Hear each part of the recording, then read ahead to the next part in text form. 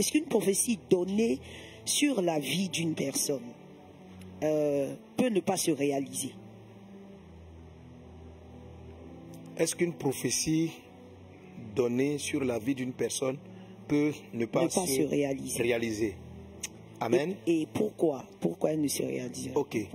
Amen. Amen.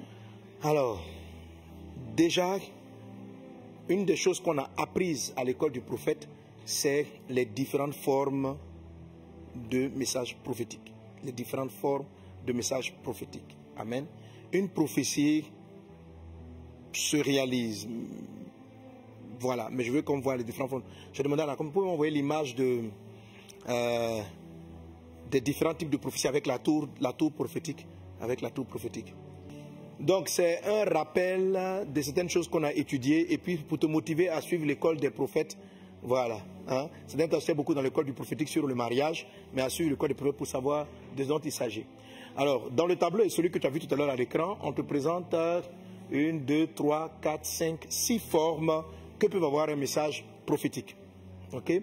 On a celui qu'on appelle les arrêtés. Je vais demander au pasteur ici présent de lire par exemple, pasteur Djati, tu peux lire Genèse chapitre 6 verset 13. Pasteur Wadja, tu peux lire Genèse chapitre 41 verset 31.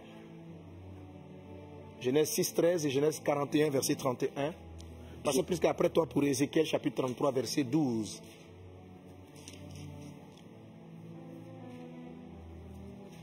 Oui, vas-y, tu peux lire. Genèse chapitre 6, le verset 13.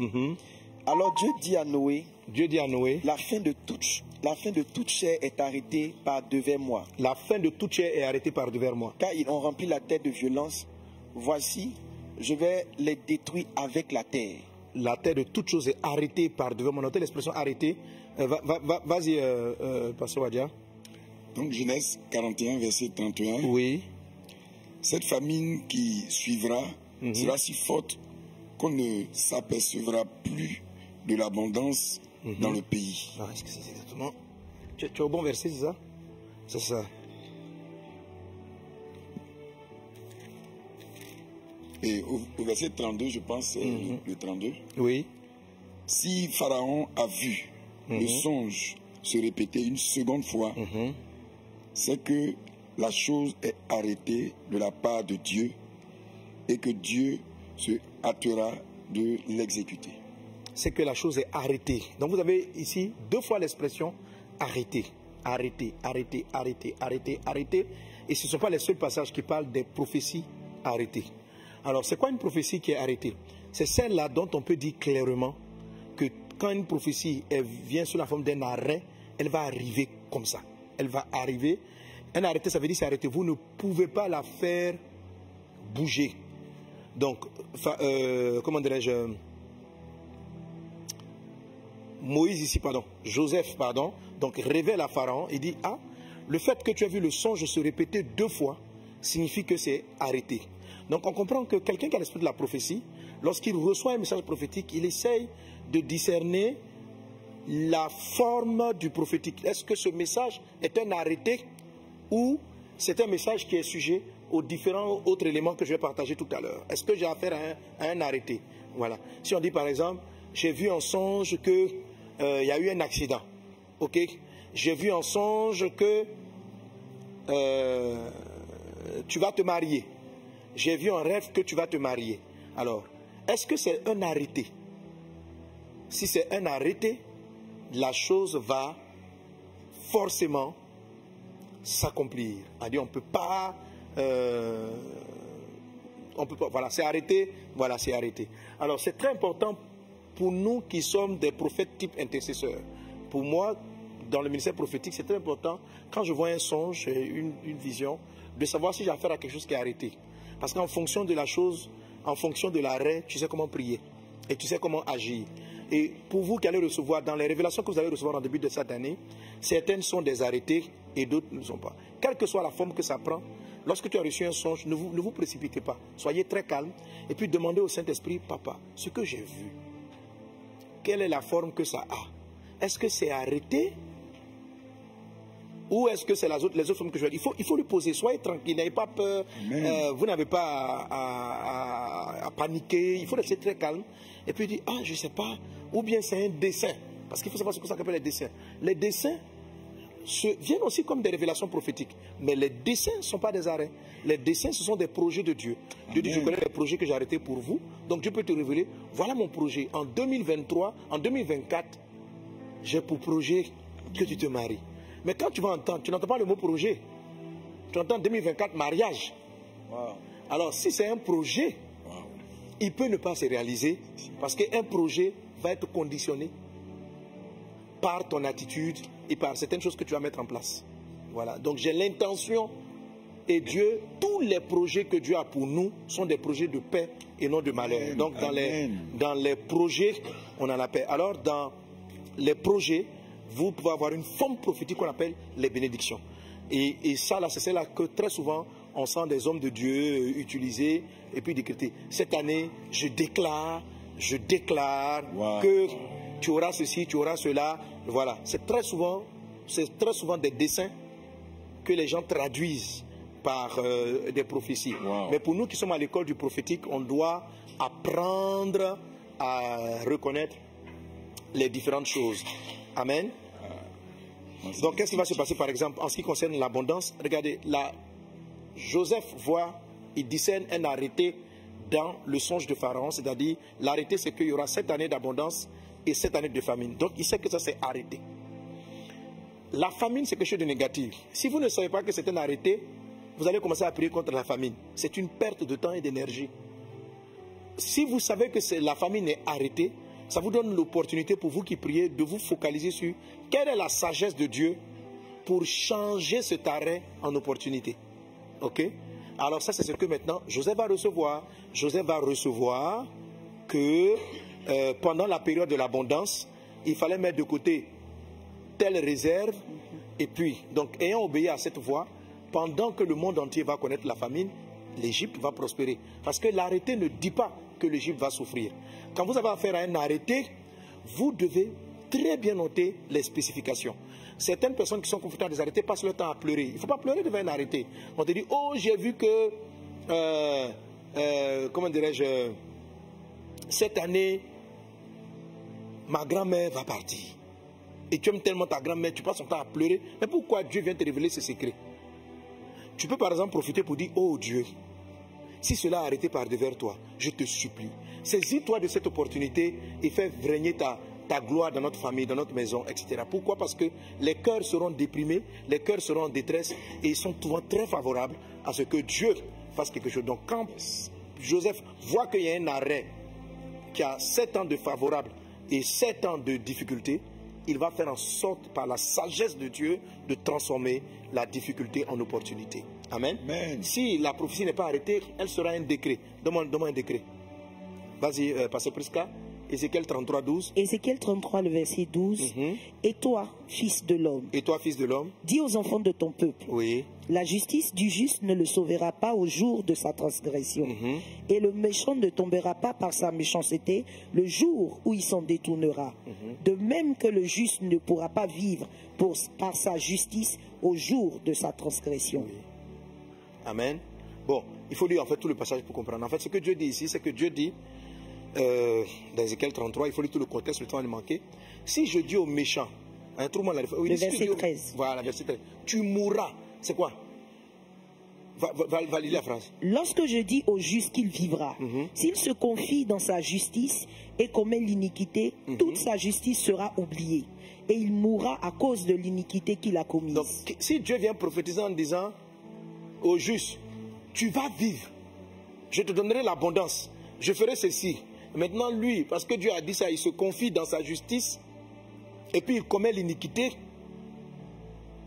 il va mourir. Il va mourir. Et puis maintenant, donc, si on dit au pécheur, tu mourras. Verset 14. Lorsque je dis au méchant, tu mourras, s'il revient de son péché et pratique la droiture et la justice, s'il rend le gage, s'il restitue ce qu'il a ravi, s'il suit les préceptes qui donnent la vie, sans commettre l'iniquité, il vivra, il ne mourra pas. Il vivra, il ne mourra pas. Donc, ici, vous voyez que ce n'est pas une prophétie arrêter. Mais qui dit tu mourras? C'est Dieu qui parle. Est-ce une prophétie? Oui. Il ne dit pas, si tu meurs, il ne dit pas, voilà, si tu te répands, tu ne mourras pas. Il dit, si je viens dire, tu mourras, je t'annonce que tu mourras. Si Dieu vient te dire, tu te marieras, c'est un arrêté ou c'est un décret? Ça, c'est un décret. Un décret vient comme un arrêté, ça vient comme une prophétie directe. Parce que tu es dans certaines dispositions. Si, en cours de route, tu changes les dispositions, tu deviens orgueilleux. Il dit par exemple, je ferai de toi un homme de Dieu influent sur toutes les nations. Beaucoup de gens ont des prophéties sur leur vie qui sont des décrets. La plupart des prophéties sont des décrets. Lorsque Jonas arrive à Ninive, regardez la prophétie est claire. Il dit, Ninive sera détruite. Il donne le temps. Ninive sera balayée. Il ne leur donne même pas l'option de repentance. Mais quand le peuple entend la parole et que le peuple se répand et qu'il revienne à Dieu, Dieu change d'avis. Et Dieu vient dire, voilà, Ninive ne sera plus détruite. Je vous donne encore un temps.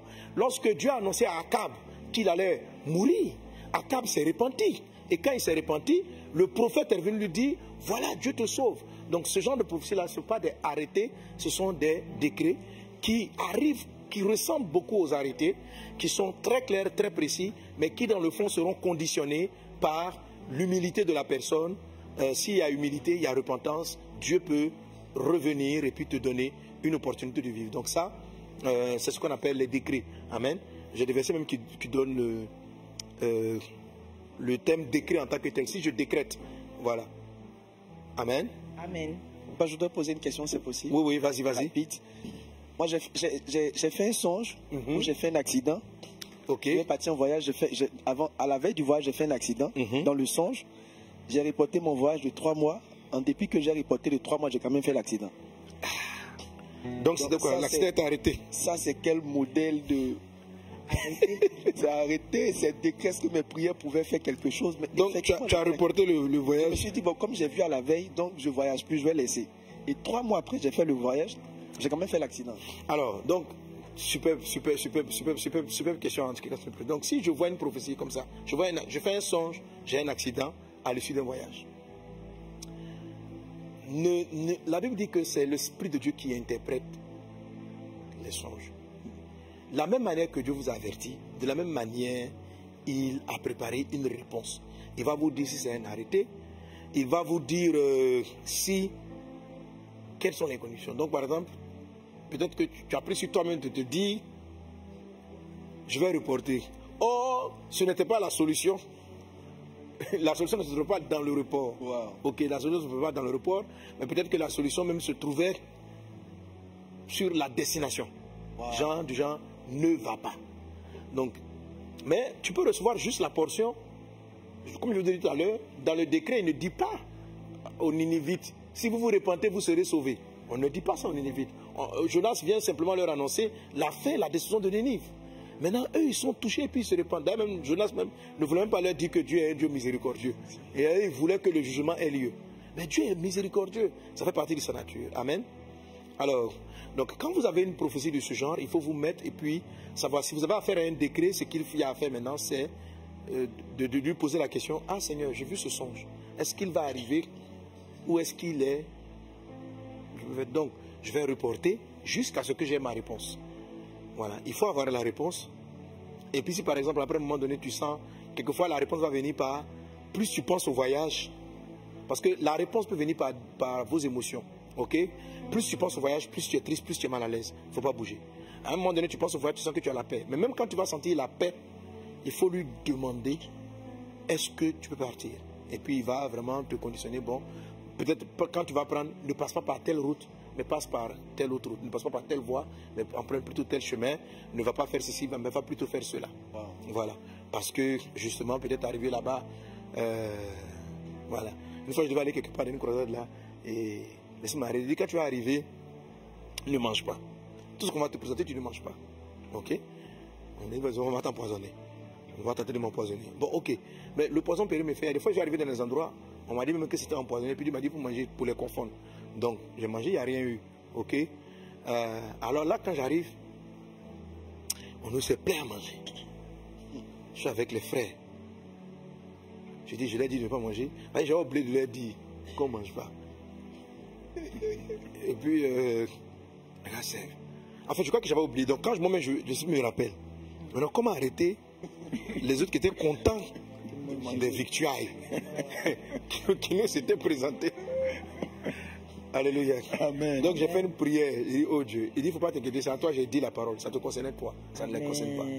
Wow. Prie simplement. Voilà, donc après ça, j'ai un peu mal au ventre, et tous. Et puis ça s'est calmé. J'ai dit, bon, vous voyez, mais si moi je mangeais, ça allait être plus grave. Ça allait être plus grave. Mais vous, bon, Dieu m'a montré que c'était ça, quoi. Quand j'ai prié, il ne faut pas t'inquiéter, vraiment un petit mal là. Juste pour te expliquer que vraiment il n'y avait pas quelque chose de bien dans la nourriture. Ok, gloire à Dieu. Amen. Bref, amen. Quand vous avez une révélation, prenez le temps de demander au Saint-Esprit de vous l'expliquer. Le même Dieu qui vous a parlé va vous l'expliquer par des sensations, par des émotions, par d'autres rêves complémentaires ou par des orientations ou en venant au culte le dimanche, par un message qui sera donné. Ok, voilà, pour terminer avec ça, donc on a les dessins, je vous ai parlé, ce sont les projets de Dieu. Vous les trouvez dans le psaume 33, verset 10 à 11, Isaïe 25, 1, Jérémie 29, 11. Je connais les projets que j'établis pour toi, ce sont des projets de paix, non des projets de malheur. Donc les projets de Dieu sont toujours favorables. Amen. Amen, amen. Ils sont toujours favorables. Donc ça, c'est avec les projets, les dessins que généralement sur lesquels on s'appuie pour faire des dessins. Et tous les intercesseurs, ceux qui prient par intercession, vont chercher là le dessein de Dieu. Alors, si vous voulez annoncer, ça je parle des intercesseurs, vous voulez annoncer par exemple, vous voyez un malheur qui arrive à un pays. Pour intercéder, il ne faut pas vous arrêter sur le malheur. Dieu dit c'est arrêter. Ce que tu dois aller chercher, c'est le projet de Dieu. Tu dois dire, Seigneur, quels sont tes desseins pour cette nation? Dieu n'a pas créé une personne, Dieu n'a pas créé un peuple, Dieu n'a pas créé une personne ou un peuple dans le but de le détruire. Donc quand un malheur est annoncé, ça ne peut pas être la volonté de Dieu. Ce n'est pas la volonté première de Dieu. Tout arrêté négatif est une conséquence. Mais seulement Dieu dit que la conséquence va arriver qu'on le veuille ou qu'on ne le veuille pas. Ok? Alors si je prie pour connaître le dessein de Dieu, quel est le dessein de la Côte d'Ivoire? Quel est le dessein de Dieu pour l'Égypte? Quel est le dessein de Dieu? Qu'est-ce que cette nation-là doit être? Alors là, tu commences à valoriser. Donc, Pharaon voit la famine, mais Joseph dit, mais quel est ton dessein?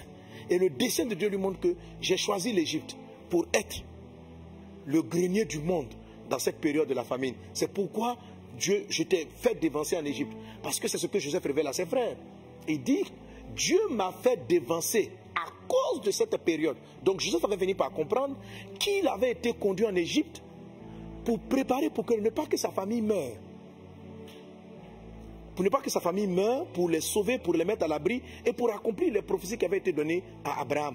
Donc, mais comme il a eu conscience du dessein, c'est la raison pour laquelle, lorsqu'il rencontre ses frères, il dit, ne vous fâchez pas de m'avoir vendu. Et il leur dit, c'est Dieu qui m'a envoyé ici. Donc, ne vous mettez pas en colère parce que que ce soit vous qui me mettez dans le puits ou pas, je serai d'une façon ou d'une autre venu en Égypte pour accomplir les desseins de Dieu. Alléluia. Un prophète intercesseur va toujours chercher le dessein, quels que soient les arrêtés ou les décrets, pour voir combien de fois Dieu aime l'homme, quelle est la volonté de Dieu pour un peuple, pour un pays, afin de savoir mener son intercession et de savoir comment transformer les arrêts en opportunités, les décrets, comment les déjouer, comment, etc. Ok, je vais m'arrêter là. Après, vous avez la volonté, vous avez le souhait et vous avez le dévoilement. Alors, vous avez la tour là qui est au milieu. La tour représente le positionnement des prophètes. Ok? Le positionnement des prophètes. Quand vous êtes dans une tour, dans un immeuble, plus haut vous êtes, plus loin vous voyez. Sur le plan spirituel, plus haut ton esprit prophétique est élevé, plus loin tu verras dans le temps. Mais il faut savoir que plus loin tu vois, moins tu distingues les choses. Ok? Donc plus loin vos prophéties seront dans le temps, plus elles seront énigmatiques. Donc lorsqu'on rentre dans des prophéties comme Apocalypse, là on ne comprend plus rien. Tout est de la parabole embrouillée. C'est pour ça que vous êtes sur un gratte-ciel. Et vous êtes difficile de savoir si la voiture qui vient, c'est une Toyota. Vous ne pouvez pas savoir. Maintenant, plus quelqu'un est bas sur la tour spirituelle, plus il distingue. Mais il ne peut pas voir de loin. Il a besoin que la voiture soit proche. Donc les prophètes qui sont level 1, prophétisent, mais prophétisent sur les prophéties très immédiates. C'est-à-dire, demain il y aura ceci, la semaine prochaine il y aura cela. Et ils sont très précis. Vous allez classer, c'est tout ce qui est parole de connaissance directe. Je vois que tu risques de tomber malade, et puis ils vont te donner des choses comme ça. Mais plus haut vous êtes, plus la chose est floue. Donc la prophétie arrive sur, vous avez la révélation de manière un peu plus secrète. Voilà, donc vous voyez l'illustration sur le plan physique, c'est la même chose dans le monde spirituel. Dans le monde spirituel, Dieu dit ceci au prophète Jean, il dit monte ici dans l'île d'Apocalypse, monte. Donc il faut monter. Il dit je te montrerai ce qui arrivera à ton pays. Donc ce n'est pas physiquement qu'il est monté, c'est spirituellement qu'il est monté. Habakkuk dit je me suis tenu sur la tour, c'est-à-dire en hauteur, pour voir ce que Dieu me dirait.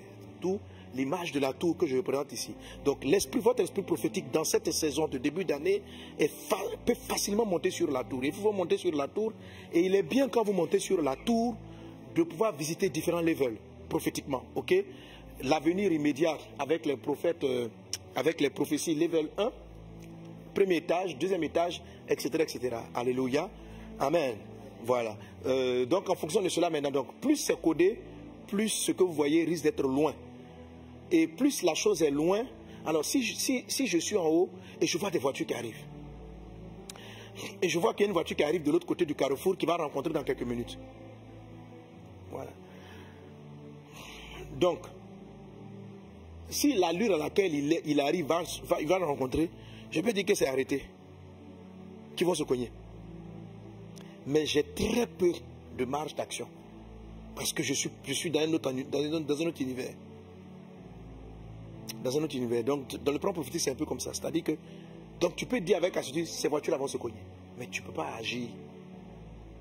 Tu peux pas agir. Donc, quand vous êtes décédé, vous avez besoin de savoir circuler, regarder la longueur. Mais plus c'est long aussi, quelquefois, vous pouvez, si tu connais le téléphone, tu peux demander, bon, il faut prier pour qu'il tourne à droite. Tu dis, prie, il faut tourner, il faut ralentir. Père étant, tu n'as même pas lui à faire qu'il ralentisse. Et puis maintenant, si tu as parlé à Dieu, ça c'est l'intercession, le gars peut ralentir et l'autre voiture que tu vois arriver de loin peut passer.